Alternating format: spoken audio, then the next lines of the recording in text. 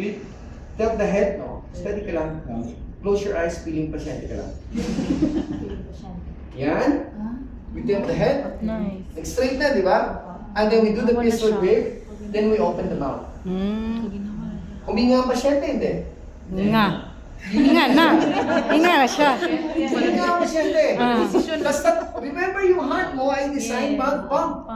Merong oxygen residual ang body. So magko-continue pa yan siya. So kahit wala na siyang response sa'yo, within 6 minutes time, meron pa siyang oxygen residual sa body. So mag-absorb pero gagamitin pa yun ng body. So the moment you open this one, you do this one, the sideline position, sa pasyente, you do this one. Mag-uutos ka ngayon ng bystander. Sir! Sir! Sir! Pwede kang tumawag ng rescue. Meron po ditong young adult na lalaki. Pakisabi po ng responsive siya. Magpo-proceed po yung CPR. Pwede po kayong bumalik. Ito na yung pagkakataon ko.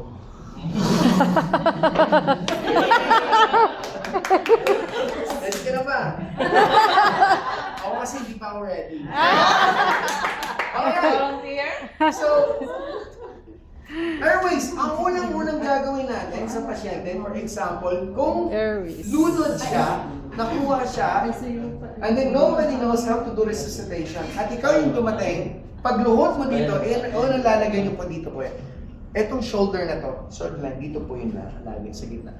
Para madali mag-pump, at madali po magbigay ng rescue breath. Nakuha? Kasi kung dito po kayo, gaganyan ka pa.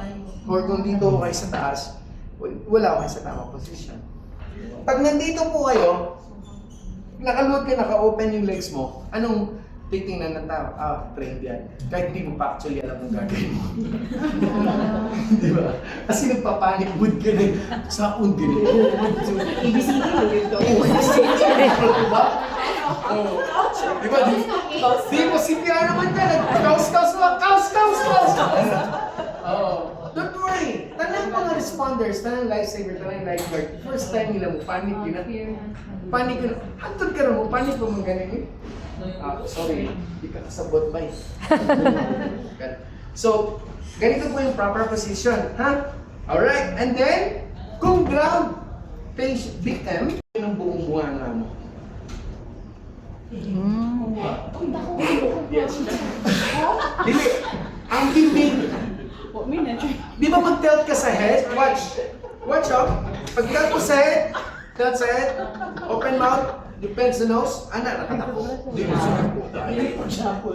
Oh, yes. You see? So, ano na siya? So you blow. Parang iba yung na-imagine ko. So you blow. One. So you pinch the nose. Close the nose. Open the mouth and you blow. One. Nagbitaw ko, di ba? Pag blow mo, dapat ang aangat, hindi tiyan. Dapat dibdib. Kung sa may kilala sa tiyan, pagkaon. Kung sa kilala sa lungs. Hangin. Hangin. So, dibdib dapat yung aangat, hindi tiyan. So, kung tiyan yung umangat, pag first blow mo, ibig sabihin, ang tilt ng head, kailangan mo i-improve. I-adjust mo siya. Adjust. I-adjust mo tilt na. Oo, kaya iburot man ha? Ano siya yung guys? Tama niyo? So, pag